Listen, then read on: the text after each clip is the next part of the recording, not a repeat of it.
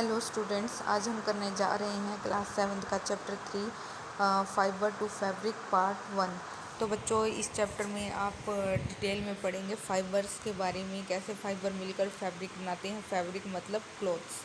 तो बच्चों, 6 क्लास में आप यह चैप्टर पढ़ के आए हो तो आपको काफ़ी कुछ इस चैप्टर के बारे में पहले से ही पता है। तो बच्चों, फर्स्ट हम स्टार्ट करेंगे क्लास 6 से। तो 6th में आपने पढ़ा है कि फाइबर कितने प्रकार के होते हैं, 2 प्रकार के, natural fibre and synthetic fibre.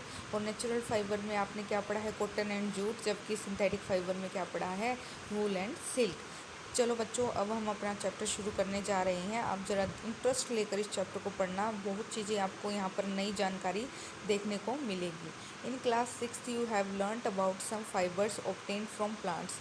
आप 6 क्लास में पढ़कर आए हैं कुछ फाइबर्स हमें कहाँ से मिलते हैं, प्लांट से, जैसे कि बच्चों कॉटन एंड जूट। आप पढ़ के आए हैं ये बात। तो you have also learn that wool and silk fibres are obtained from animals, जबकि वूल एंड सिल्क कहाँ से मिलती है, एनिमल्स से। वूल is obtained from fleece of ship और याक। तो बच्चों, यहाँ पे हेयर के लिए एक शब्द यूज़ किया गया है, फ्लिश। तो फ्लिश एक जो शिप के हेयर होते हैं उन्हें हम फ्लिश कहते हैं।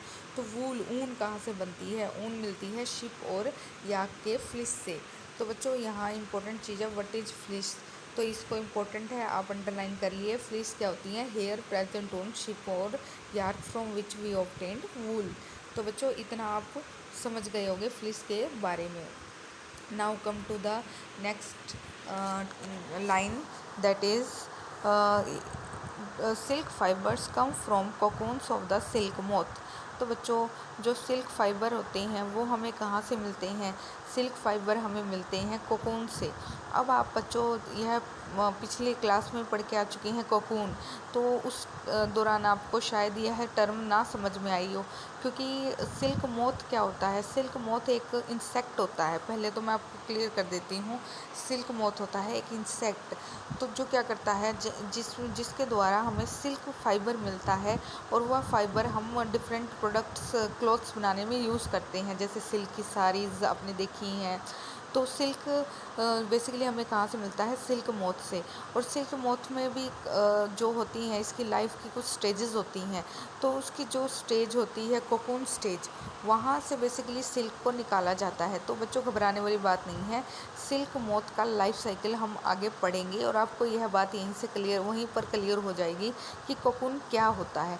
अभी के लिए आप इतना ध्यान रखें कि सिल्क फाइबर कौन सी स्टेज से निकाला जाता है, कोकून स्टेज से। किस इंसेक्ट के लाइफ साइकिल में कोकून आता है, सिल्क मोथ।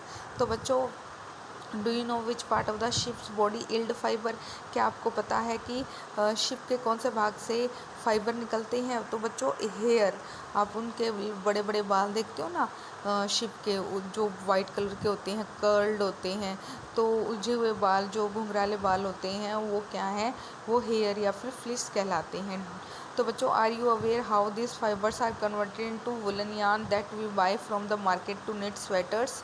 तो बच्चों, जो भेड़ के बाल होते हैं और एक अगर ऊन को देखें तो बहुत ही डिफरेंट चीज़ है। तो कैसे बनती है, तो बच्चों जो भेड़ के बाल हैं उनको रिमूव करने के बाद बहुत सी प्रक्रिया के द्वारा गुजरना पड़ता है, तब जाके वो एक ऊन का धागा बन पाता है। तो यह सभी हम इस चैप्टर में पढ़ेंगे, कैसे यह प्रोसेस पॉसिबल हो पाती है।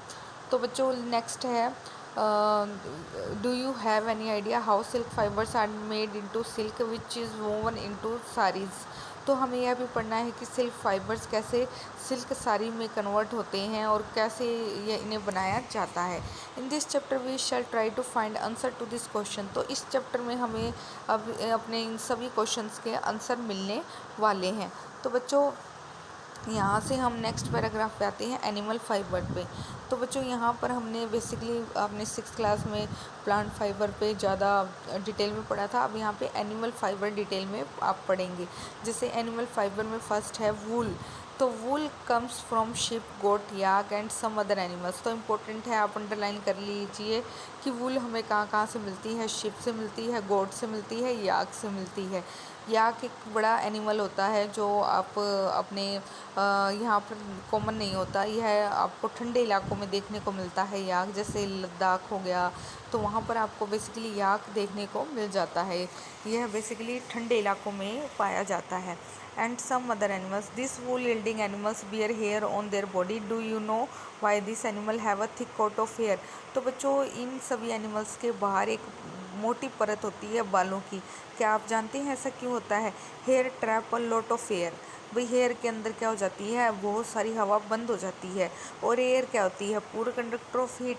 और एयर पूर कंडक्टर होती है हीट का। तो as you would learn in chapter 4, so hair keeps this animal warm. Wool is derived from this hairy fibres. तो बच्चों सीधी सी बात है, जैसे आप सर्दियों में कोट पहनते हैं तो कोट मोटा होता है, तो आप सोचते हो कि कोट आपको ठंड से बचाता है, ऐसा नहीं है।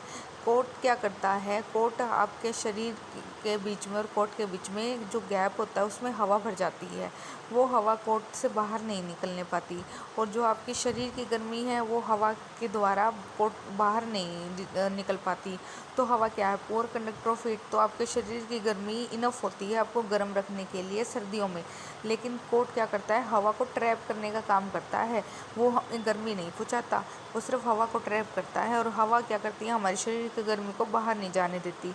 इस तरह से हमें सर्दियों में हम मोटे कपड़े डालते हैं गर्म रहने के लिए। क्यों? क्योंकि यह कपड़े हमारे शरीर में क्या करते हैं, हमारे शरीर के और उस मोटे कपड़ों के बीच में एक हवा को ट्रैप कर देते हैं, और हवा हमारे शरीर की गर्मी को बाहर जाने नहीं देती। तो इस तरह से ये जो सभी एनिमल्स हैं जो ठंडे इलाकों में मिलते हैं, बेसिकली इनके हेयर बड़े बड़े होते हैं जो इनको गर्म रखने में मदद करते हैं। आई होप आपको इतना समझ में आ गया होगा। तो बच्चों next we will do activity 3.1। तो बच्चों 3.1 के बारे में let's start with activity 3.1. Feel the hair on your body and arms and those on your head. Do you find any difference which one seems coarse and which one is soft? तो ये बहुत ही आसान activity है। ये आप अपने आप से भी कर सकते हैं। आप अपने हाथ को अपनी बॉडी पे लगाएं, आर्म्स पे लगाएं और हेड पे लगाएं, तो आप देखो आपके बाल सबसे ज़्यादा घने और लंबे कहाँ पर हैं, और सॉफ्ट भी। तो आपके सिर पर आपको सबसे ज़्यादा घने, लंबे और सॉफ्ट बाल दिखाई देंगे। तो बच्चों like us the hair skin of the sheep has 2 type of fibre that form its fleece. तो वो बच्चों यहाँ जो भेड़ दिखाई गई है आपको फिगर 3.1 में, इसके भी 2 तरह के बाल होते हैं, 2 तरह के फाइबर्स प्रेजेंट होते हैं। पहला तो द कोर्स बियर्ड हेयर, जो बहुत घने बाल होते हैं, and the fine soft under hair close to the skin. तो बच्चों मान लो ये स्किन है, स्किन में ये तो बड़े बाल हैं, ठीक है, और इनके बीच छोटे छोटे बाल प्रेजेंट होते हैं। तो ये बड़े बाल तो क्या हुए? द कोर्स बियर्ड हेयर, बड़े बड़े बाल। और जबकि इनके जो बीच में गैप होता है वहाँ पे सॉफ्ट हेयर प्रेजेंट होते हैं जो बिल्कुल स्किन के नज़दीक होते हैं। तो इस तरह से भेड़ के अंदर 2 तरह के बाल मिलते हैं, the coarse beard hair and the fine soft under hair close to the skin. The fine hair provide the fibres for making wool. तो बेसिकली हमें जो फाइन हेयर्स होते हैं उनसे हम क्या बनाते हैं, उनसे हम वूल बनाते हैं, ऊन बनाते हैं। Some breeds of sheep process only fine under hair. तो कुछ भेड़ें होती हैं स्पेशली उन पे सिर्फ हम अंडर हेयर जो फाइन हेयर हैं वही दिखते हैं, आपको ज़्यादा बड़े बाल दिखाई नहीं देंगे। Their parents are specially chosen to give birth to sheep which have only soft under hair. तो आपको बेसिकली जो चीज़ की रिक्वायरमेंट होती है आप उस एनिमल से वही चीज़ की डिमांड रखोगे।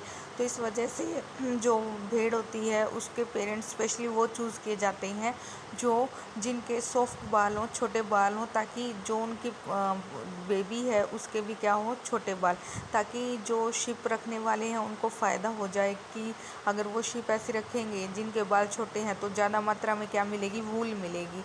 This process of selecting parent for obtaining special character in their offspring such as soft under hair in sheep is termed as selective breeding.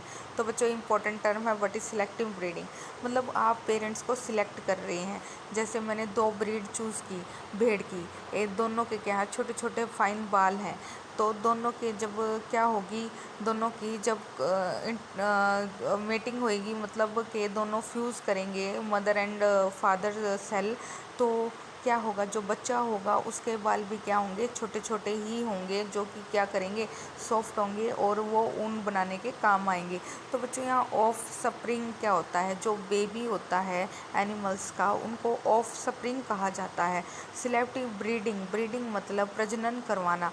जब हम दो मेल और मेल और फीमेल को लेकर उनकी ब्रीडिंग करवाते हैं और उनसे बच्चा जो उत्पन्न होता है उसमें हम जो करेक्टर चाहते हैं सेम वही होते हैं, तो उन्हें बोलते हैं सिलेक्टिव ब्रीडिंग। तो बच्चों ये थोड़ी एडवांस बातें हैं जो आपको हाई क्लासेस में पता लगेंगी, इसलिए आप थोड़ा सा बस समझने के लिए यहाँ पर इतना ही ध्यान रखें कि सिलेक्टिव ब्रीडिंग मतलब हम चूज़ करके पेरेंट्स को जो ऑफस्प्रिंग है उसको, उसमें जो करेक्टर चाहिए वो हमें तभी मिलते हैं जब हम पेरेंट्स को सिलेक्ट करते हैं। ठीक है बच्चों, इतना आप कर यहाँ तक पढ़ लेना, यहाँ तक बहुत आसान है, इतना मुश्किल नहीं है। और इसका जो ये डायग्राम है 3.1 आप देख सकते हैं। इवन आपने भेड़ों को वैसे भी देखा होगा, क्योंकि भेड़ें बहुत ही कॉमन होती हैं जो हमारी सराउंडिंग में आपको देखने को मिल जाती हैं। तो अगर कभी आपको फिर से भेड़ देखने का मौका मिले तो ट्राई टू आप भेड़ को ऑब्ज़र्व करें, उसके ऊपर हाथ लगा के देखें और उसके जो थ्रेड हैं उनको ऑब्ज़र्व करें, क्योंकि ये एक तरह से आपकी नॉलेज के लिए बहुत ही इम्पोर्टेंट रहेगा। तो बच्चों आज के लिए इतना ही। आप फाइबर टू फैब्रिक पढ़ें ध्यान से और इसको एंजॉय करें, क्योंकि यह चैप्टर बहुत ही इंटरेस्टिंग होने वाला है। आज के लिए इतना ही, धन्यवाद।